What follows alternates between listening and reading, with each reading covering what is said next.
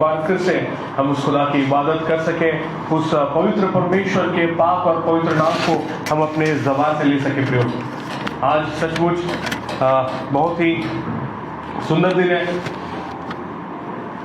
इसलिए है क्योंकि ये नया दिन है, राइट।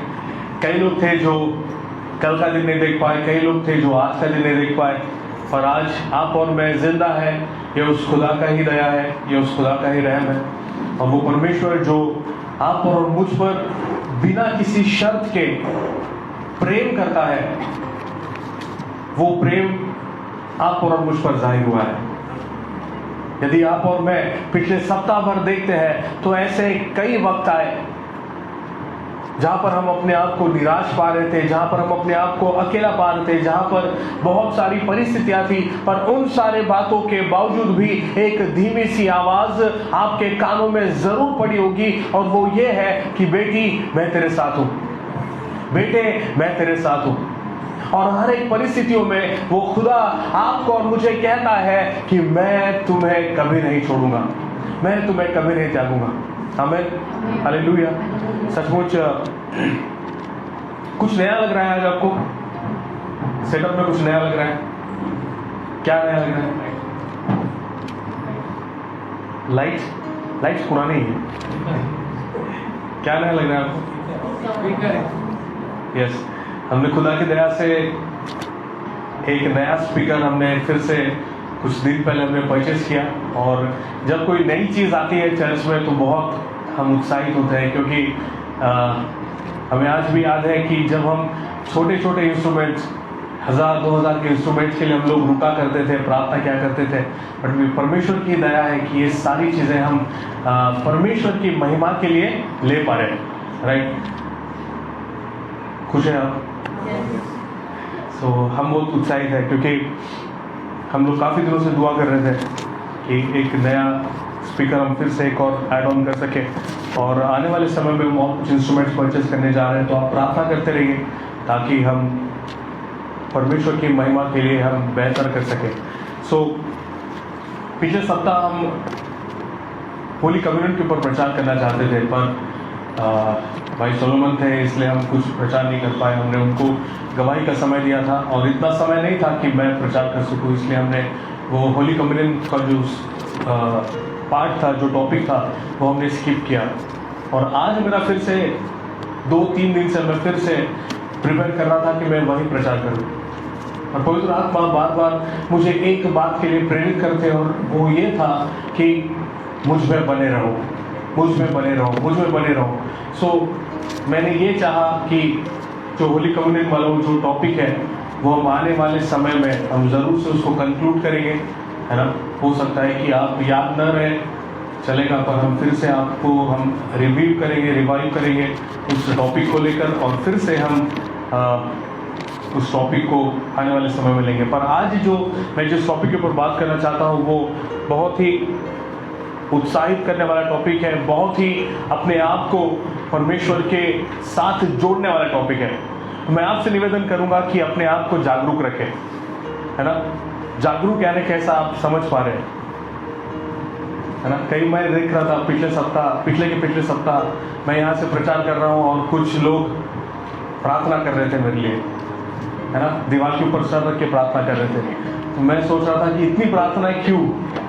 सो मैं आपसे निवेदन करता हूँ कि जब वचन चल रहा है तो आप वचन पर ध्यान दीजिए, क्योंकि वचन बहुतायत से आपके जीवन को बदलता है, और शैतान यही चाहता है कि वो वचन को आपके कानों में न पड़ने दे, आपकी आत्मा में न गिरने दे, क्योंकि वचन आपको तोड़ता है, आपको मरोड़ता है और आपको नया बना देता है। सो आज का वचन बहुतायत से आपके लिए है, मेरे लिए है। सो ध्यान से सुनिए और तैयार रहिए, ताकि हर एक शब्द जो यहाँ से निकले वो आपके रूह में, वो आपकी आत्मा में बसने पाए। तो मेरे साथ निकाल लीजिए यूहन्ना उसका 15वां अध्याय वचन 1 से लेकर 11 तक। हम इन 11 वचनों को पढ़ेंगे, पर आज हम केवल 1 से लेकर 4 तक इन वचन के ऊपर मनन करेंगे। यूहन्ना उसका 15वां अध्याय वचन 1 से लेकर 11 तक। सच्ची दाखलता मैं हूँ और मेरा पिता किसान है, जो डाली मुझ में है और नहीं फलती उसे वह काट डालता है, और जो फलती है उसे वह छांटता है ताकि और फले। तुम तो उस वचन के कारण जो मैंने तुमसे कहे हैं शुद्ध हो। तुम मुझ में बने रहो और मैं तुम में। जैसे डाली यदि दाखलता में बनी न रहे तो अपने आप से नहीं फल सकती, वैसे ही तुम भी यदि मुझ में बने न रहो तो नहीं फल सकते। मैं दाखलता हूँ, तुम डालियाँ हो। जो मुझ में बना रहता है और मैं उनमें, वह बहुत फल फलता है, क्योंकि मुझसे अलग होकर तुम कुछ भी नहीं कर सकते। यदि कोई मुझ में बना न रहे तो वह डाली की नाई फेंक दिया जाता और सूख जाता है, और लोग उन्हें बटोर कर आग में झोंक देते हैं और वे जल जाती है। यदि तुम मुझ में बने रहो और मेरी बातें तुम में बनी रहे तो जो चाहे मांगो और वह तुम्हारे लिए हो जाएगा। मेरे पिता की महिमा इसी से होती है कि तुम बहुत सा फल लाओ, तब ही तुम मेरे चेले ठहरोगे। जैसा पिता ने मुझसे प्रेम रखा, वैसे ही मैंने तुमसे प्रेम रखा। मेरे प्रेम में बने रहो। यदि तुम मेरी आज्ञाओं को मानोगे तो मेरे प्रेम में बने रहोगे, जैसा कि मैंने अपने पिता की आज्ञाओं को माना है और उसके प्रेम में बना रहता हूँ। मैंने ये बातें तुमसे इसीलिए कही है कि मेरा आनंद तुम में बना रहे और तुम्हारा आनंद पूरा हो जाए। आमीन, हालेलुया। ये वचन जब हम पढ़ते हैं तो ये वचन अपने आप में ही एक प्रचार है। ये वचन अपने आप में ही आपको बहुत सारी बातों को समझाता है, पर मैं कुछ बातों को आपके साथ बांटना चाहता हूँ जो पवित्र आत्मा ने मुझसे बातें की। सबसे पहला वचन कहता है कि सच्ची दाखलता मैं हूँ। सच्ची दाखलता मैं हूँ। जब हम इसे रेड लेटर बाइबल में देखते हैं तो ये रेड लेटर बाइबल में साफ साफ लिखा हुआ है कि ये शब्द प्रभु यीशु मसीह के द्वारा कहे गए हैं। ये किसी और मनुष्य के द्वारा नहीं कहे गए, ये किसी और चेले के द्वारा नहीं कहे गए, ये किसी और मनुष्य के द्वारा नहीं कहे गए हैं, पर सिर्फ और सिर्फ प्रभु यीशु मसीह के द्वारा कहे गए हैं। और जिन शब्दों को प्रभु यीशु मसीह ने कहा है वो कितने महत्वपूर्ण होंगे ये आपको और मुझे देखने की जरूरत है।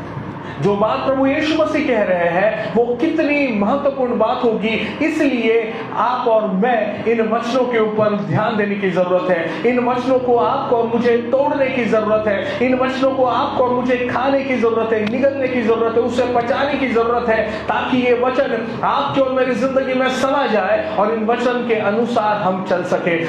वचन कहता है कि सच्ची दाखलता मैं हूं। सच्ची दाखलता मैं हूं। प्रभु यीशु मसीह यहां पर एक्सक्लूसिवली बोल रहे हैं कि सच्ची दाखलता मैं हूं। प्रभु यीशु मसीह को क्यों बताना पड़ रहा है कि प्रभु यीशु मसीह सच्चा है? प्रभु यीशु मसीह को क्यों एक्सक्लूसिवली कहना पड़ रहा है कि प्रभु यीशु मसीह सच्चा है? क्यों? क्योंकि शैतान झूठी दाखलता है। शैतान झूठी दाखलता है और आप और मैं कई दफा हम आत्मिक तौर पे इतने एक्टिव नहीं होते या हम इतने बुद्धिमान नहीं होते कि हमें किससे जुड़ना है। जो चीज हमें बहुत सुंदर नजर आती है, जो चीज हमें बहुत बेहतर नजर आती है, हम उसके तरफ आकर्षित हो जाते हैं। पर क्या हम कभी भी किसी काम को करने से पहले पवित्र आत्मा की सहायता मांगते हैं? क्या हम कभी भी पवित्र आत्मा से पूछते हैं कि पवित्र आत्मा क्या ये चीज मेरे लिए है या नहीं है? इसलिए ही प्रभु यीशु मसीह अपने आप को एक्सक्लूसिव करके कहते हैं कि मैं सच्ची दाखलता हूं। इसका मतलब हमें झूठी दाखलताओं से अलग रहने की जरूरत है। इसका मतलब हमें झूठी दाखलता से बचने की जरूरत है। इसका मतलब हमें झूठी दाखलता से जुड़ने की जरूरत बिल्कुल नहीं है। हम उससे दूर रहे। शैतान जो है वो झूठी दाखलता है। मेरे साथ निकाल लीजिए यूहन्ना उसका 10वां अध्याय और 10 वचन। यहां पर शैतान के कुछ कैरेक्टर नजर आएंगे। चोर किसी और काम के लिए नहीं, परंतु केवल चोरी करने और घात करने और नष्ट करने को आता है। मैं इसलिए आया कि वे जीवन पाए और बहुतायत से पाए। प्रभु यीशु मसीह बहुतायत का जीवन देने के लिए आए और चोर सिर्फ चोरी करने, डाका डालने के लिए आता है। सो वो जो चोर है वो हमेशा आपके जीवन में तकलीफें ही लाएगा, पर जो प्रभु यीशु मसीह है, प्रभु यीशु मसीह सच्चा है और आपके लिए बहुतायत से वो सच्ची बातों को ही आपके जीवन में देना चाहता है। ऐसी बातें जिनसे आपकी आत्मिक उन्नति हो, ऐसी बातें जिनसे आपको आशीष मिले, ऐसी बातें जिनसे आपकी आत्मिक वृद्धि हो सके। सबसे पहली बात जो वचन आज आपसे मुझसे कह रहा है कि हम ऐसे बन जाए कि हम सच्ची दाखलता और झूठी दाखलता में हम फर्क समझने पाए। खुदा से कहे, खुदा आप मेरी सहायता करें कि मैं समझ पाऊं कि सच्चा क्या है और झूठा क्या है। आजकल संसार ने इतनी सारी चीजों को फैला रखा है कि हम समझ नहीं पाते और हम कई बार उन बातों में गिर जाते हैं। हमें लगता है कि दिखने में सुंदर है। हवा को भी वो जो फल था वो दिखने में मन भावना लगा था, दिखने में सुंदर लगा था, और उसने ये सोची कि ये दिखने में इतना सुंदर है तो खाने में कितना सुंदर होगा, और उसने उस फल को तोड़ा, परमेश्वर की आज्ञा को तोड़कर वो परमेश्वर की उपस्थिति से अलग हो गए। इसलिए दिखने में जो सुंदर है उसके पास जाने से बेहतर हम पवित्र आत्मा से पूछे, हम खुदा से पूछे कि सच्चा क्या है। आज इस संसार में इतनी सारी शिक्षाएं हैं, हम समझ नहीं पाते कि सच्ची शिक्षा क्या है और झूठी शिक्षा क्या है। केवल पवित्र आत्मा परमेश्वर ही आपको सहायता करते हैं, डिसर्नमेंट के लिए मदद करते हैं कि आप पहचान सके कि सच्ची दाखलता क्या है और झूठी दाखलता क्या है। जरूरी है कि हम सच में और झूठ में फर्क समझ सके ताकि हम आत्मिक उन्नति को प्राप्त कर सके। झूठी दाखलता का नुकसान क्या है पता है आपको? हम उस झूठ में अपने आप को इतना इंग्रोस कर देते हैं, हम इतना इन्वॉल्व कर देते हैं कि हम सच को झुठलाने लगते हैं।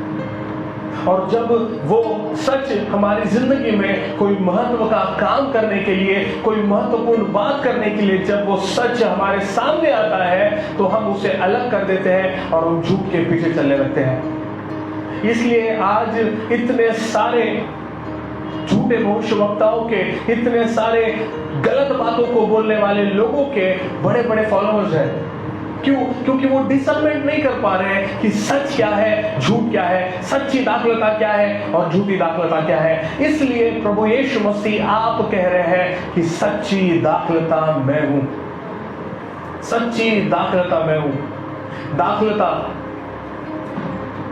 वो वेल होती है जिसको सहारे की जरूरत पड़ती है। दाखलता वो वेल होती है जो जिसको सहारे की जरूरत पड़ती है। वो उसे यदि हम सहारा न दे तो वो जमीन पे ही बढ़ती है, जमीन पर ही फैलती है। दाखलता को सहारे की जरूरत है। ठीक है, वैसे ही आपको और मुझे भी सहारे की जरूरत है, और वो सहारा और कोई नहीं, सिर्फ प्रभु यीशु मसीह है। Hallelujah, hallelujah. यदि हम बाइबल में देखते हैं, जिस तरह से मैं झूठी दाखलता के विषय में कह रहा था, परमेश्वर ने इजराइल को भ्रष्ट दाखलता कहा है। इजराइल वो लोग थे प्रियो जिनको परमेश्वर ने मिस्र से छुड़ा ले आया था। इजराइल वो लोग थे जो परमेश्वर के चुने हुए लोग थे। इजराइल वो लोग थे जिनको परमेश्वर ने मूसा के द्वारा उनकी दासत्व से छुड़ाकर उनकी जिंदगियों में 40 साल परमेश्वर ने आशीषें दी। परमेश्वर ने बहुतायत से चिन्ह चमत्कार दिखाए। परमेश्वर ने उनके लिए मन्ना बरसाया, परमेश्वर ने उनके लिए तीतर बरसाए, परमेश्वर ने उन्हें उनके शत्रुओं से बचाया, परमेश्वर ने उन्हें विजय दिलाई, परमेश्वर ने उन्हें अपने शत्रुओं से जीत दिलाई, परमेश्वर ने उन्हें विक्ट्री दी। फिर भी परमेश्वर उन्हें झूठी दाखलता कहता है। इसका मतलब यह है कि कई दफा हमारे सामने बहुत सारी आशीषें आती है, बहुत सारी अद्भुत बातें हमारे जीवनों में आती है, हम बहुत सारे चिन्ह चमत्कार देखते हैं। हमारे पास जब जरूरत की बातें होती है, जब हमारे पास जरूरत होती है किसी बात की, और वो जरूरत की चीजें भी खुदा आपको और मुझे दे देता है, फिर भी हम झुठलाए जाते हैं, फिर भी हम झुठलाए जाते हैं। इसलिए अपने आप पर घमंड ना करें, अपने आप पर घमंड ना करें। हम वेल हैं, हमें सहारे की जरूरत है। हम अपने आप से खड़े भी नहीं रह सकते। हमें प्रभु यीशु मसीह की जरूरत है। हमें प्रभु यीशु मसीह जो आपका और मेरा सहारा है उसकी जरूरत है। इज़राइल के विषय में यदि आप पढ़ना चाहते हैं तो आप यिर्मयाह उसका 2 अध्याय और 21 वचन में पढ़ सकते हैं। यिर्मयाह उसका 2 अध्याय और 21 वचन।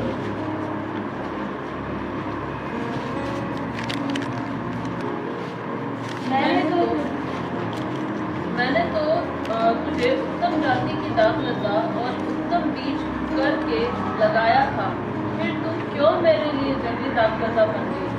आमीन। वचन कितने साफ तौर पे कहता है कि मैंने तुझे उत्तम दाखलता करके बनाया था, मैंने तुझे उत्तम दाखलता, अच्छे दाखलता के समान मैंने तुझे लगाया था, पर तू क्यों निकम्मी दाखलता बन गई, तू क्यों भ्रष्ट हो गई। प्रियो, परमेश्वर ने आपको एक अच्छे बीज के समान लगाया है। परमेश्वर ने आपको एक अच्छी भूमि पे लगाया है। परमेश्वर चाहता है कि आप बढ़े और अपने आप को भ्रष्ट न होने दें। इस संसार में मौके बहुत सारे आएंगे जहां पर आपको भ्रष्ट होने के मौके मिलेंगे। ये शैतान तैयार है कि आपको कब वो गिरा दे, पर यह आपकी और मेरी जिम्मेदारी है कि हम स्थिर खड़े रहें। हम प्रभु यीशु मसीह का सहारा लेकर, प्रभु यीशु मसीह की मदद के साथ हम बड़े बड़े और बढ़ते चले जाएं और परमेश्वर को महिमा दें। सबसे पहली बात, प्रभु यीशु मसीह सच्ची दाखलता है। दूसरी बात, शैतान जो है वो झूठी दाखलता है, जो आपको सिर्फ आपके लिए चोरी करने के लिए, डाका डालने के लिए और आपके लिए बुराई करने के लिए आया। और इज़राइल जो परमेश्वर ने सब कुछ उसके लिए किया था, फिर भी वो भ्रष्ट हो गई। इसलिए हो सकता है कि हम भी, हमारे पास सब कुछ होने के बावजूद भी हम उस परमेश्वर से वो प्रेम नहीं कर रहे जिसके वो काबिल है। तो आपको मुझे जांचने की जरूरत है, अपने आप को परखने की जरूरत है। दूसरा वचन यहाँ पे कहता है, जो डाली मुझ में है और नहीं फलती उसे वह काट डालता है, और जो फलती है उसे वह छांटता है ताकि और फले। जब मैं इस वचन को पढ़ रहा था, मैं थोड़ा सा विचलित हो गया, मैं थोड़ा सा घबरा गया। वचन कहता है, जो डाली मुझ में है और नहीं फलती। जो डाली मुझ में है और नहीं फलती, संभव है कि आप प्रभु यीशु मसीह में हैं, फिर भी आप नहीं फल रहे। वो सोता, जो आशीषों का सोता है, जो सब कुछ करता है, जो सब कुछ कर सकता है, जिसने चमत्कार किए हैं, जो मुर्दों में से जिंदा हुआ है, जो बड़े बड़े कामों को कर सकता है, उस प्रभु यीशु मसीह के साथ जुड़ने के बावजूद भी हो सकता है कि आप फलवंत न हो सकता है कि आपकी उन्नति नहीं हो रही है। हम कई बार बहुत घमंड से कहते हैं, मैं 20 साल से विश्वासी हूँ। हम कई बार बहुत घमंड से कहते हैं, मैं 10 साल से विश्वासी हूँ। हम कई बार घमंड से कहते हैं कि मैंने पूरी बाइबल 50 बार पढ़ डाली। हम कई बार कहते हैं कि मैंने ये कर लिया, मैंने वो कर लिया, मैंने ऐसा कर लिया, मैंने वैसा कर लिया। पर फिर भी वचन कहता है कि हो सकता है कि तुम प्रभु यीशु मसीह में हो, पर फिर भी नहीं फल रहे। हम बहुत सारे ऐसे कामों को करते हैं जो हमें लगता है कि परमेश्वर के लिए हम कर रहे हैं, पर क्या सचमुच वो बातें परमेश्वर को महिमा दे रही है? क्या सचमुच आपका उन्नति हो रही है? क्या सचमुच आप बढ़ रहे हैं? ग्रोथ बहुत महत्वपूर्ण चीज है हर एक मसीह के जीवन में। यदि ग्रोथ नहीं हो रहा है तो आपको डरने की जरूरत है, आपको घबराने की जरूरत है और आपको बदलने की जरूरत है। सोच कर देखिए, मैं उस दिन सोच रहा था कि जब सैमुअल का जन्म हुआ था, बहुत छोटा सा था, बहुत प्यारा था, बहुत, हमने उसको अपने गोद में लाए, हॉस्पिटल से घर में लाए, हम उसके साथ खेल रहे थे, समय बिता रहे थे। 1 महीना हो गया, हमको छोटा बच्चा अच्छा लग रहा है ना, क्यूट लगता है वो। बड़े होने के बाद जब वो धूम करता है तब समझ में आता है, पर वो छोटा बच्चा हमको बहुत क्यूट लगता है। 1 साल के बाद भी यदि सैमुअल उतने ही कद का हो, उतने ही वजन का हो, वैसे का वैसा ही हो, तो ये मेरे लिए खुशी की बात होनी चाहिए। ये घबराने की बात है, ये डरने की बात है कि ऐसा क्यों हो रहा है। ठीक यही चीज आपकी आत्मिक जीवन में भी लागू करती है। जब जिस दिन प्रभु यीशु मसीह ने आपको उस पाप के कीच से उखाड़ा और आपको नई जमीन में लगा दिया, उस दिन से आपकी उन्नति होने की जरूरत है, आपको बढ़ने की जरूरत है, आपको फलवंत होने की जरूरत है। यदि आप बढ़ नहीं रहे तो आपको उखाड़ा जा सकता है, आपको काट डाला जा सकता है, आपको उस आग में झोंका जा सकता है। इसलिए अपनी आत्मिक उन्नति के लिए चेस करें, अपनी आत्मिक उन्नति के लिए आप दौड़ें। परमेश्वर का वचन बार बार आपके पास आता है प्रियो, परमेश्वर के जन आपके पास बार बार आते हैं ताकि आपकी उन्नति हो, आपका ग्रोथ हो, पर आपकी उन्नति आपके हाथों में है। अब आप इतने बड़े हो चुके हैं कि आप अपने हाथ से खाना खा सकते हैं, हमको अब स्पून फीडिंग करने की जरूरत नहीं। परमेश्वर का वचन आपके पास है, आपके पास हिदायत है, आपके पास इंस्ट्रक्शंस है, आपके पास हर संडे के दिन, हर दिन भी आपको कहीं ना कहीं से वचन मिल रहा है। तो ये आपकी जिम्मेदारी है कि उस वचन को आप ले लें, अपने जीवन में संभालें और उन्नति करें, बढ़े, ग्रो करें।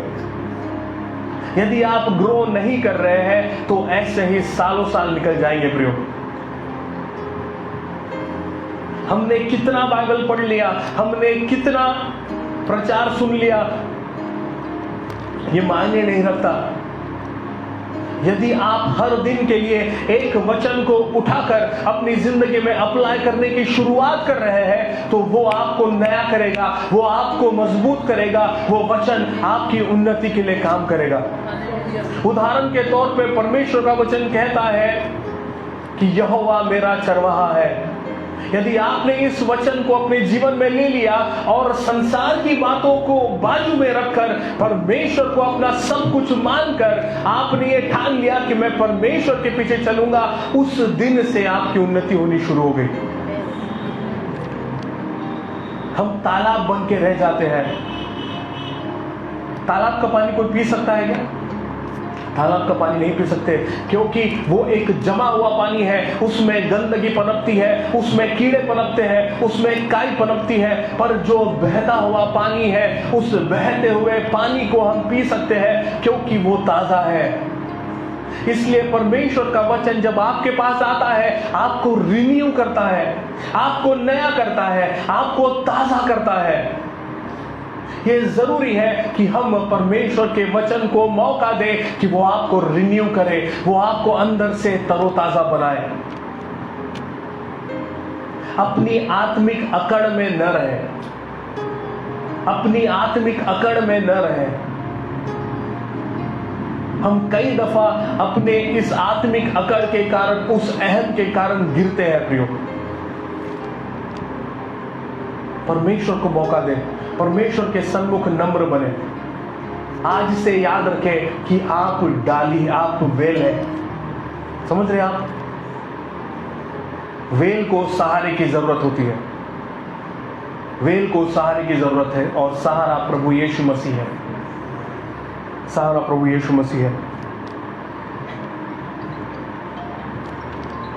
सच्ची दाखलता मैं हूं और आप और मैं जो है हम डालियां है, हम लोग डालियां है, हम लोग डालियां है। डालियों में जो पोषण होता है वो किससे मिलता है?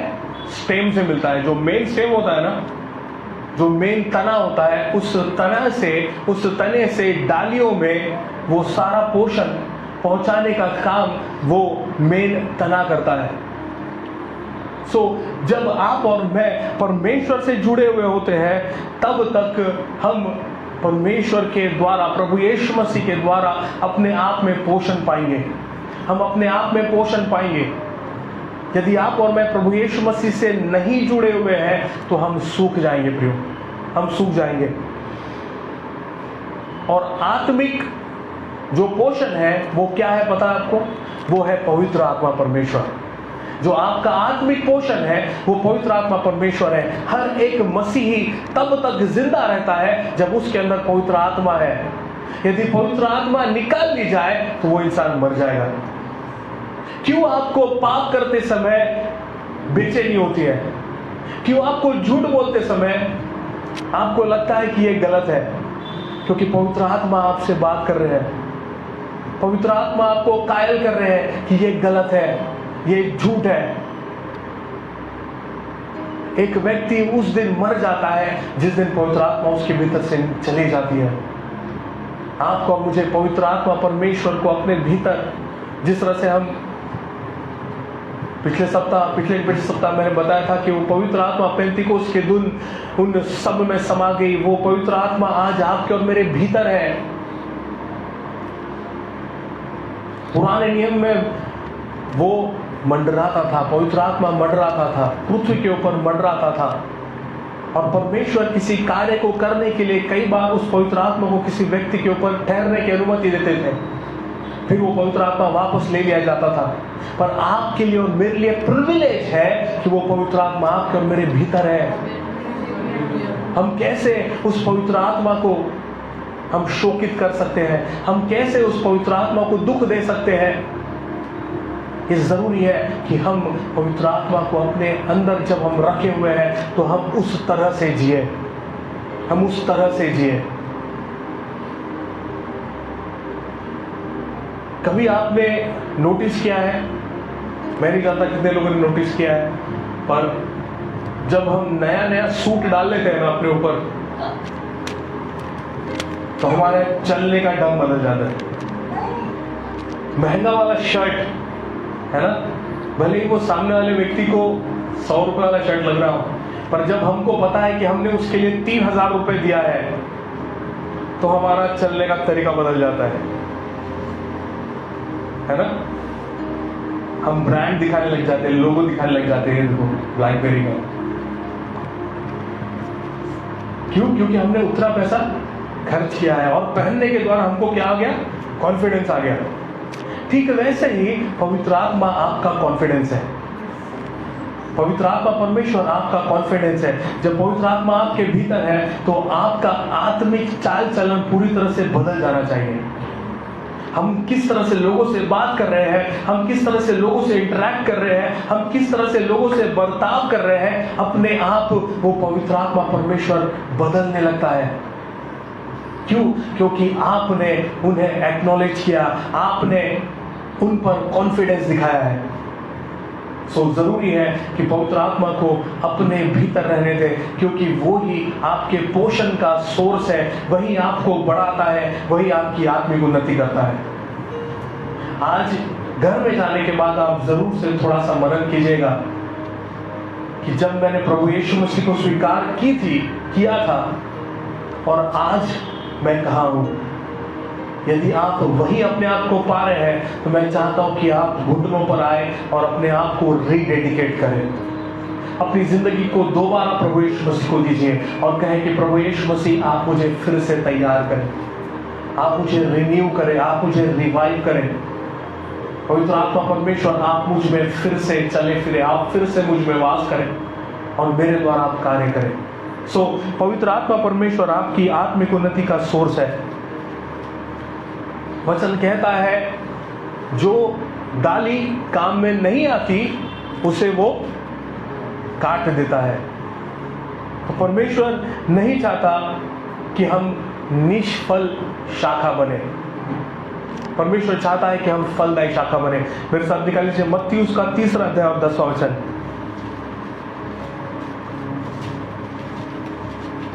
क्योंकि परमेश्वर के लिए निष्फल शाखा निरर्थक है, किसी अर्थ की नहीं, किसी काम की नहीं। मत्ती जी। अब कुल्हाड़ा पेड़ों की जड़ पर रखा हुआ है, अब कुल्हाड़ा पेड़ों की जड़ पर रखा हुआ है, इसलिए जो पेड़ अच्छा फल नहीं लाता, इसीलिए जो पेड़ अच्छा फल नहीं लाता वो काटा और आग में झोंका जाता है। वह काटा और आग में झोंका जाता है। वचन यही कह रहा है कि परमेश्वर के लिए जो पेड़ फल नहीं लाता उसे वो काट डालता है। आज आपको और मुझे सोचने की जरूरत है, क्या हम फलदायी पेड़ हैं? क्या हम परमेश्वर के लिए फल ला रहे हैं? और आपके और मेरे जीवन से परमेश्वर हर समय कटाई करते रहता है। पता है क्यों? आपके और मेरे भीतर परमेश्वर जो पापों को देखता है, जो गलतियों को देखता है, उसे वो काटते रहता है। हम क्या करते हैं? हम फिर से गलतियां करके, फिर से पाप करके, फिर से सॉरी बोल के हम वापस उन गलतियों को, वापस उन टहनियों को वापस उगा देते हैं जो निष्फल है। परमेश्वर काट रहा है, परमेश्वर छाट रहा है आपको ताकि आप फल लाए। मैं नहीं जानता कितने लोग गार्डनिंग करते हैं, पर जो गार्डनिंग करता है उसको पता है कि यदि किसी प्रकार का घुन, यदि किसी प्रकार का फंगस, किसी प्रकार का कीड़ा किसी पेड़ में लग जाए तो उस भाग को एक तो काटना पड़ता है या उसके ऊपर पेस्टिसाइड डालना पड़ता है।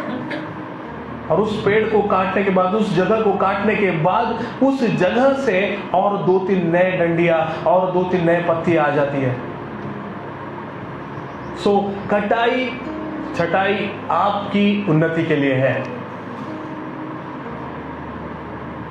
हम में से हर कोई फल लाना चाहता है, पर यह नहीं चाहता कि उसके ऊपर छुरी चले। समझ पा रहे हैं आप? हम में से हर कोई चाहता है कि हम में फल लगे, पर हम ये नहीं चाहते कि परमेश्वर हमको काटे और छाटे। स्वर्ग हर कोई जाना चाहता है, पर मरना कोई नहीं चाहता। जरूरी है कि परमेश्वर को आप अपने जीवन में अलाउ करें कि वो आपको काटे और छाटे। याकूब उसका पहला अध्याय वचन 2 से 4 तक हम पढ़ेंगे। जो कठिन अनुभव है, जो परिस्थितियां हैं, ये ही आपके काटने और छाटने का प्रोसेस है प्रियो। याकूब उसका पहला अध्याय वचन 2 से लेकर 4 तक।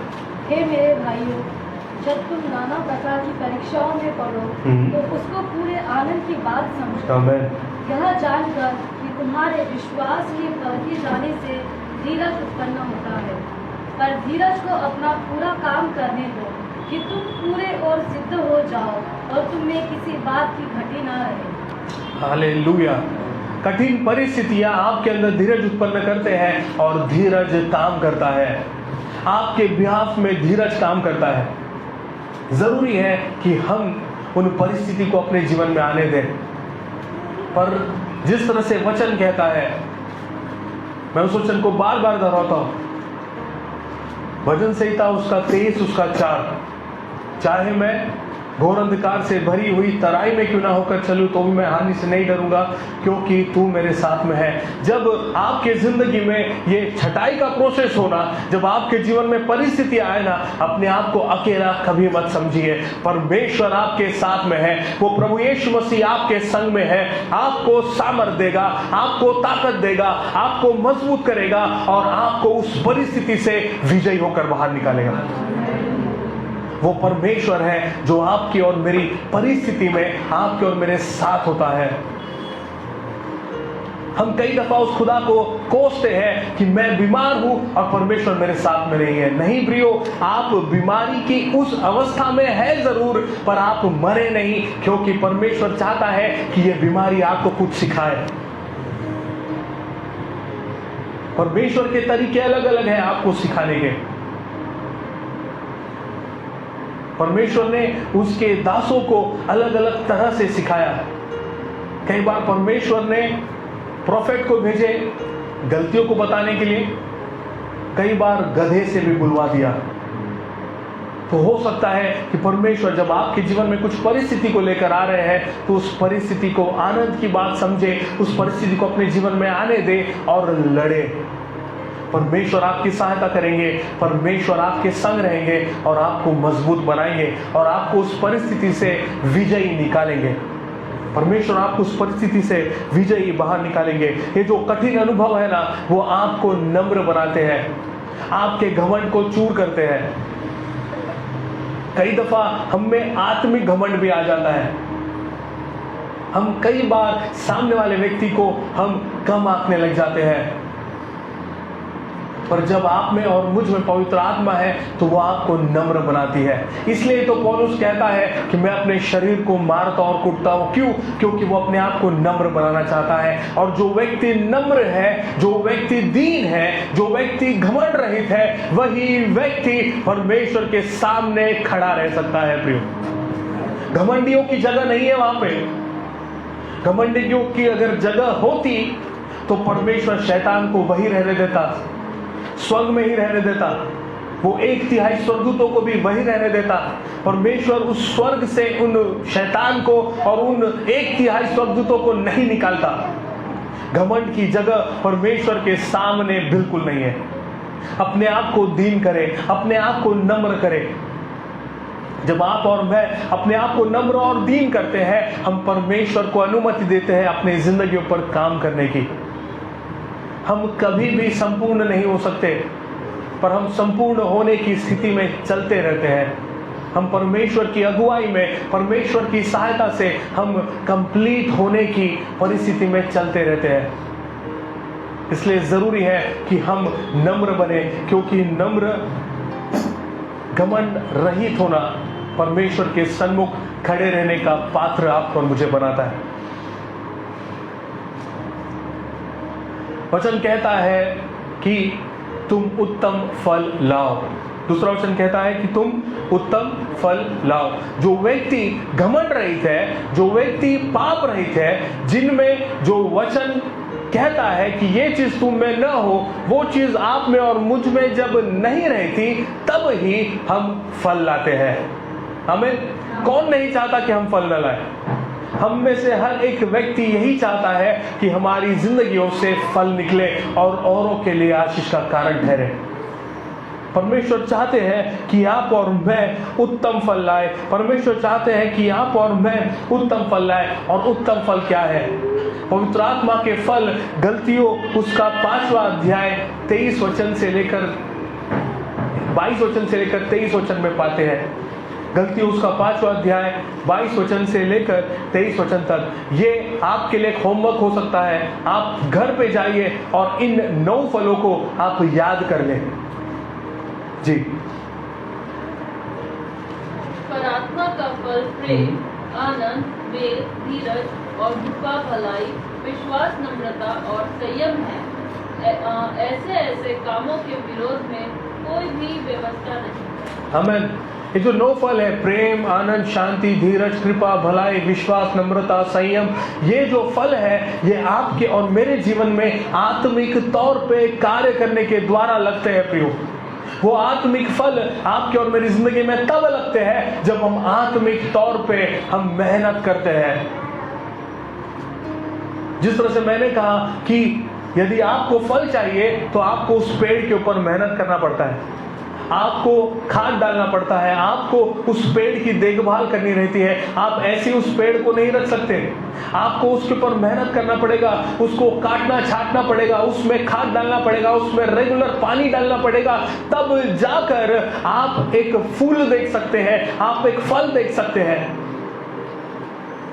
आपको अपने जीवन पर काम करने की जरूरत है, आत्मिक तौर पर मेहनत करने की जरूरत है।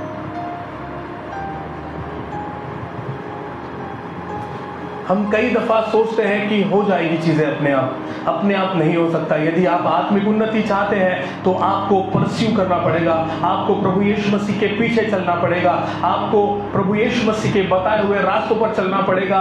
वहां पर कठिनाइयां हैं, वहां पर हो सकता है तकलीफें हैं, पर अंत में प्रभु यीशु मसीह आपके स्वागत के लिए खड़ा है और उस प्रोसेस में भी वो आपको साथ में लिए चल रहा है। Hallelujah, hallelujah.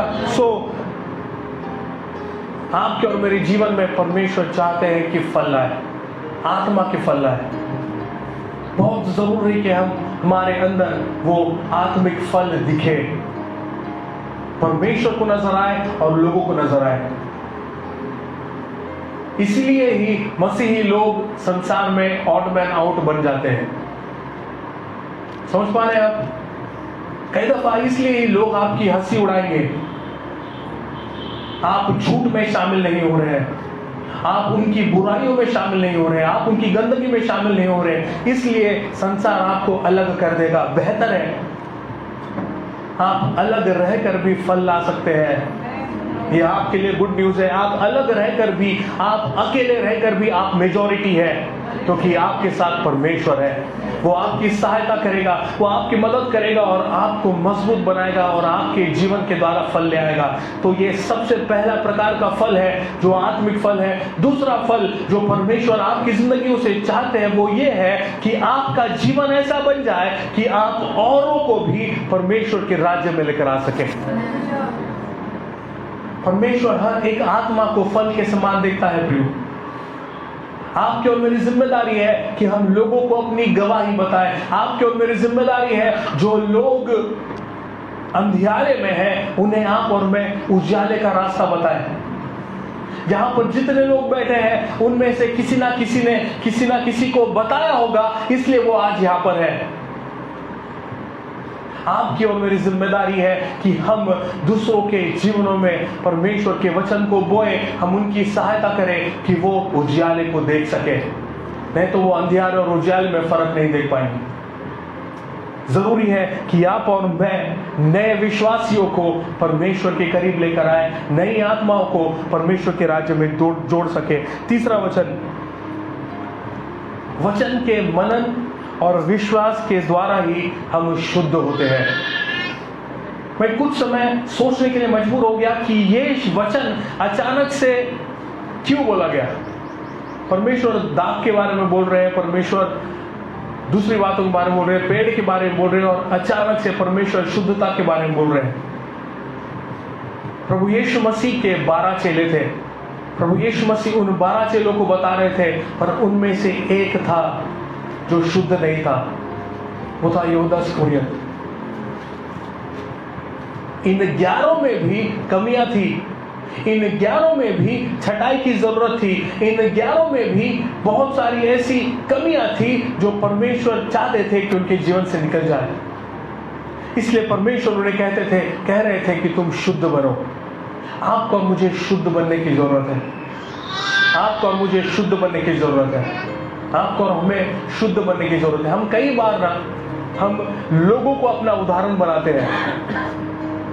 आपका और मेरा उदाहरण सिर्फ प्रभु यीशु मसीह होना चाहिए। समझ पा रहे हैं आप? कई बार हम बोलते हैं, देखिए ये भाई को, ये कितना अच्छा आराधना करता है ना। हम भाई का उदाहरण ले लेते हैं, पर आपको पता नहीं कि वो भाई क्या घाई कर रहे हैं बाहर। हमारा जो उदाहरण है ना, वो सिर्फ प्रभु यीशु मसीह होना चाहिए। पता है क्यों? क्योंकि वो भाई, यदि हम उस भाई को अपना उदाहरण बनाएंगे तो वो भाई बाहर जाएगा, गिरेगा और आप भी उसके पीछे जाकर गिर जाएंगे। इसलिए आपका और मेरा उदाहरण सिर्फ और सिर्फ प्रभु यीशु मसीह होना चाहिए। आपका और मेरा आइडल सिर्फ प्रभु यीशु मसीह होना चाहिए। आप और मैं प्रभु यीशु मसीह को देखें और उनके पीछे चलते चले जाएं। हम आत्मिक उन्नति को प्राप्त करेंगे, हम शुद्ध होते जाएंगे और एक शुद्ध व्यक्ति प्रभु यीशु मसीह के सामने, परमेश्वर के सामने खड़ा रह सकता है। आमीन, हालेलुया। चौथा वचन जो यहाँ पर है वो कहता है कि प्रभु यीशु मसीह में बने रहो। प्रभु यीशु मसीह में बने रहो। Abide in Christ. Abide in Christ. जो टॉपिक दिया था, टॉपिक का नाम जो दिया था वो यही था कि मसीह में बने रहो। Abide in Christ. हम प्रभु यीशु मसीह में बने रहे। बने रहने के क्या मायने हैं?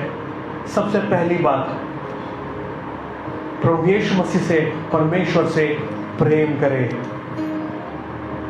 जब आप और मैं परमेश्वर से प्रेम करते हैं तो हम उनके साथ संगति कर सकते हैं, हम उनके साथ समय को बिता सकते हैं। आपका और मेरा प्रेम कभी कभी कम हो जाता है, आपका और मेरा प्रेम कभी कभी किसी और चीज पे आ जाता है। इसीलिए ही तो परमेश्वर को नए नियम में, प्रकाशित वाक्य में कहने की जरूरत पड़ी कि तेरा प्रेम, तूने पहला सा प्रेम छोड़ दिया है। आपका और मेरा प्रेम रिवाइव करने की जरूरत है। यदि आप और मैं प्रभु यीशु मसीह में बने हैं तो हम प्रभु यीशु मसीह से प्रेम करते हैं। दूसरी बात, हम प्रभु यीशु मसीह के बताई हुई आज्ञाओं को मानते हैं। आज्ञाओं को मानना बहुत टफ है ब्रो, बहुत कठिन है, बहुत कठिन है। मैं यहाँ पर खड़े रहकर आपको प्रचार जरूर कर रहा हूं, पर कई बार हम भी आज्ञाओं को मानने से चूक जाते हैं, क्योंकि हम बने ही वैसे हैं।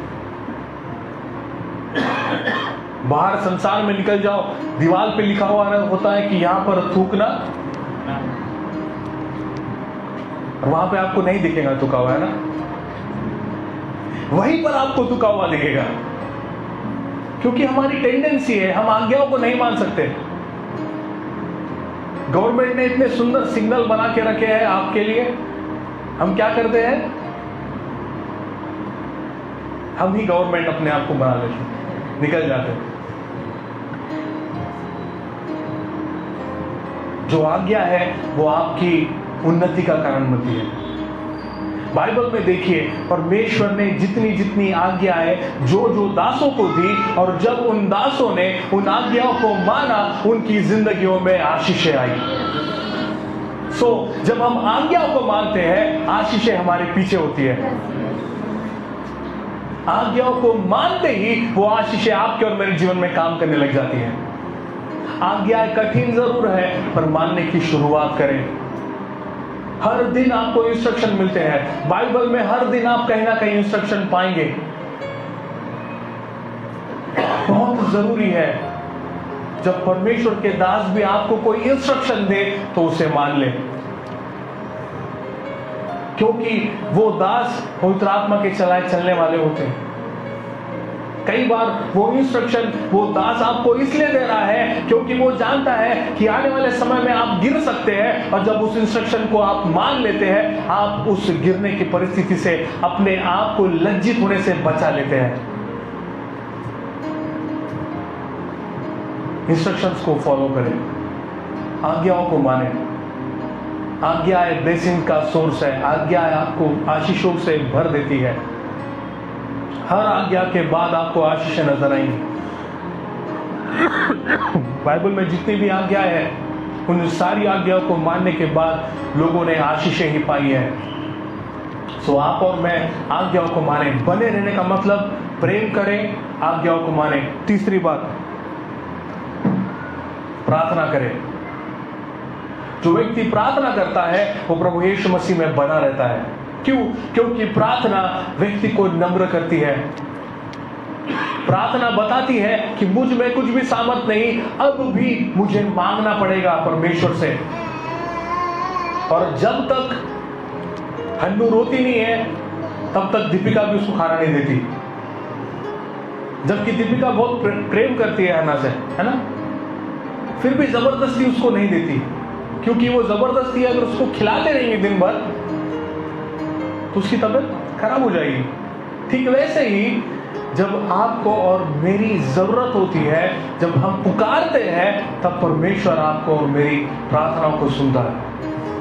आपको और मुझे प्रार्थना करने की जरूरत है। आपको और मुझे परमेश्वर के साथ संगति करने की जरूरत है। आपको और मुझे परमेश्वर के सामने बिलखने की जरूरत है। मैं आपसे निवेदन करता हूं, मैं नहीं जानता कि आप में से कितने लोग प्रार्थना का समय बिता रहे हैं, कितने लोग परमेश्वर के सामने गिड़गिड़ा रहे हैं, पर परमेश्वर के सामने रोने की शुरुआत करें। यदि आप परमेश्वर के सामने रोएंगे ना, तो आपको लोगों के सामने रोने की जरूरत नहीं पड़ेगी। परमेश्वर के सामने गिड़गिड़ाए, परमेश्वर के सामने अपने आप को रख दे, प्रार्थना करे, प्रार्थना करे, प्रार्थना का जीवन बिताए। यदि आप सोच रहे हैं कि आपकी प्रार्थना से कुछ नहीं हो रहा, तो बाइबल में जाए। याबेस नाम का एक व्यक्ति था, उसका जिक्र बाइबल में सिर्फ 2 बार है। उस बाइबल में उस 2 बार जिक्र किए हुए व्यक्ति ने प्रार्थना की, और परमेश्वर ने उसकी प्रार्थना का जवाब दिया और उसके देश को बचा लिया। उस एक व्यक्ति के द्वारा, उस याबेस के द्वारा परमेश्वर ने उसके देश को बचा लिया, उसे आशीषित किया। तो आपकी और मेरी प्रार्थना क्यों नहीं असर कर सकती?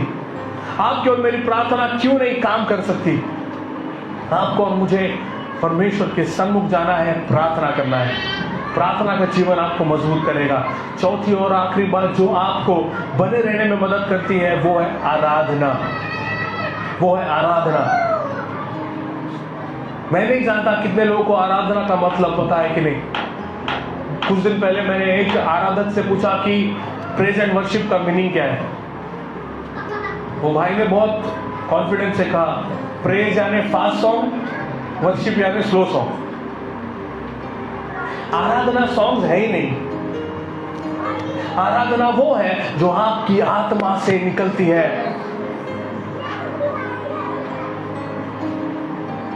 आराधना क्या है पता है आपको? आपको 100 रुपए की जरूरत है और आपके पास 20,000 रुपए आ जाए, तो जो धन्यवाद निकलेगा ना, वो आराधना है। समझ पा रहे आप? आपको 100 रुपए की जरूरत है और 20,000 रुपए आपके पास आ गए, तो जो धन्यवाद निकलता है ना, वो आराधना है। जो आत्मा से निकलता है वही आराधना है। जिन शब्दों से हम कई बार बहुत पोएटिक बनने की कोशिश करते हैं आराधना में, परमेश्वर के सम्मुख जाए, अकेले में बैठे, परमेश्वर से कहे, परमेश्वर आप महान है। आत्मा से उस खुदा की बड़ाई करें, आत्मा से उस खुदा की तारीफ करें। जब आप आत्मा से उस खुदा को धन्यवाद देंगे, वही सच्ची आराधना है और वही आराधना परमेश्वर के सन्मुख ठहर सकती है। नहीं तो कई बार हम इतने सारे शब्दों को बोलते हैं, वेटलेस शब्द वो हो जाते हैं, उनमें भार नहीं होता, वो जमीन पर गिर जाते हैं, नष्ट हो जाते हैं।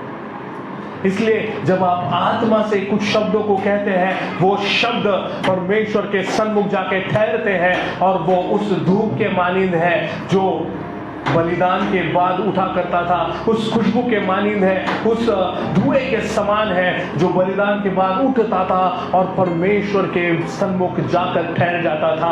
आपकी और मेरी आराधना वही है। जब हम दिल से कहते हैं, प्रभु जी मुझ में कुछ भी नहीं है, मैं अपने आप को शून्य करता हूं और मैं आपको धन्यवाद देता हूं सारी बातों के लिए, दिल से आत्मा से जब आप इस बात को कहेंगे, वही बात परमेश्वर के सन्मुख जाके ठहरेगी, वही आपको मजबूत करेगी, वही आपको परमेश्वर के सन्मुख खड़ा करेगी। आखिरी बात, आपकी और मेरी सामर्थ्य कुछ नहीं है। जिस तरह से शुरुआत में मैंने कहा, हम क्या है? हम बेल है। बेल अपने सामर्थ्य से नहीं उठ सकता, उसको सहारे की जरूरत है। आप परमेश्वर के बगैर कुछ भी नहीं कर सकते, आप प्रभु यीशु मसीह बगैर कुछ भी नहीं कर सकते।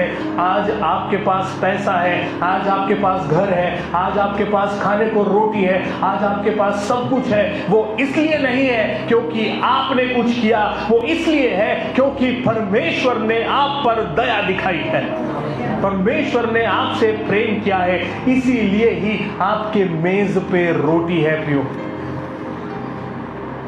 नहीं तो आज भी कई लाखों लोग हैं जो भूखे सो रहे हैं। परमेश्वर ने आपको बेहतर दिया है, परमेश्वर ने आपको आशीषित किया है। सो परमेश्वर से जुड़े रहे, परमेश्वर में बने रहे, प्रभु यीशु मसीह में बने रहे। जब आप और मैं प्रभु यीशु मसीह से जुड़े रहते हैं, तभी हम फलदायी होंगे, तभी हम बढ़ेंगे, तभी हम ऊंचाई पर जाएंगे और आपके और मेरी जिंदगी के द्वारा परमेश्वर को महिमा मिलेंगी। आपके और मेरे फलों के द्वारा लोग आशीषित होंगे और जानने पाएंगे कि आप किसकी उपासना करते हैं, आप किस सच्चे परमेश्वर की उपासना करते हैं। सो अपनी आत्मिक उन्नति के लिए आप चेस करें, अपनी आत्मिक उन्नति के लिए लालसा करें, अपनी आत्मिक उन्नति को हम एनालाइज करते रहें। यदि आप बढ़ नहीं रहे तो कुछ गलती है, यदि आप बढ़ नहीं रहे तो कुछ तो गड़बड़ है। आपको और मुझे बढ़ने की जरूरत है, ग्रो होने की जरूरत है। खुदा से प्रार्थना करें, आप अपनी सामर्थ्य से नहीं कर पाएंगे। खुदा के सामने जाए, खुदा से कहे, खुदा आप मेरी ग्रोथ में आप मेरी सहायता करें, आप मेरी आत्मिक उन्नति में आप मेरी सहायता करें। परमेश्वर का कलाम, ये फेलोशिप आपकी सहायता करती है आपकी आत्मिक उन्नति के लिए। जो भी यहाँ से मिलता है उसे आप लेकर जाए और उसे अपने जीवन में इस्तेमाल करें। परमेश्वर आपको बहुत आयत से फलदायी बनाएगा। आइए अपनी आंखों को बंद करें, हम प्रार्थना करें। कुछ पल हम अपने जीवन को हम इंट्रोस्पेक्ट करें, कुछ पल हम अपने जीवन को जांचें, परखें।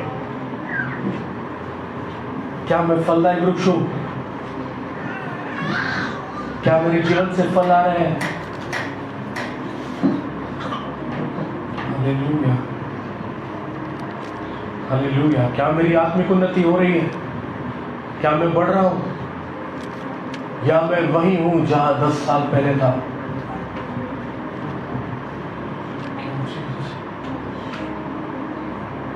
ये कलीसिया आपको बढ़ता हुआ देखना चाहती है। हाउस ऑफ डेस्टिनी, ये कलीसिया आपकी उन्नति चाहती है, आपकी आत्मिक उन्नति चाहती है।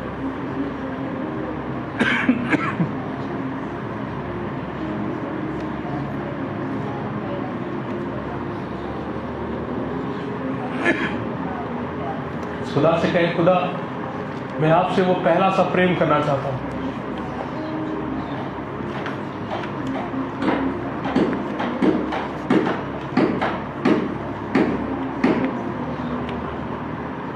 मैं आपसे वो पहला सा प्रेम करना चाहता हूं।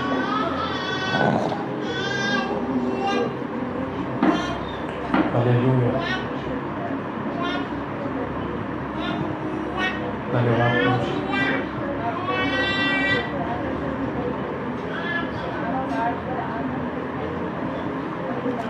तू बढ़ता जा, तू बढ़ता जा, तू बढ़ता जा, मैं कम होता हूँ। तू बढ़ता जा, मैं कम होता हूँ। तू बढ़ता जा, तू बढ़ता जा, तू बढ़ता जा, मैं कम होता हूँ। तू बढ़ता जा, मैं कम होता हूँ। तू बढ़ता जा, मैं कम होता हूँ। तू बढ़ता जा, मैं कम होता हूँ। हाँ खुदावन, आप हमारी जिंदगी में बढ़ते चले जाइए, आप हमारे परिवारों में बढ़ते चले जाइए, आप हमारे वर्क प्लेसेस पे बढ़ते चले जाइए। हम अपने आप को कम करते हैं, हम अपने आप को नम्र बनाते हैं, हम अपने आप को दीन करते हैं पिता, और आपसे निवेदन करते हैं प्रभु जी कि आप हमें उन्नति में लेके जाएं, आप हमारी ग्रोथ में हमारी सहायता करें। खुदावंद, जब हम आप में बने रहेंगे प्रभु, तभी हम फलदायी बनेंगे, तभी हम फल लाने पाएंगे। हम आपसे निवेदन करते हैं पिता, हम कई दफ़ा आपसे दूर हो जाते हैं, हम अकेले में हम कई बार बहुत सारी बातों को करना चाहते हैं, पर हम अकेले में कुछ नहीं कर सकते। यदि हम आपसे जुड़े हुए हैं, तब ही हमारी आइडेंटिटी है।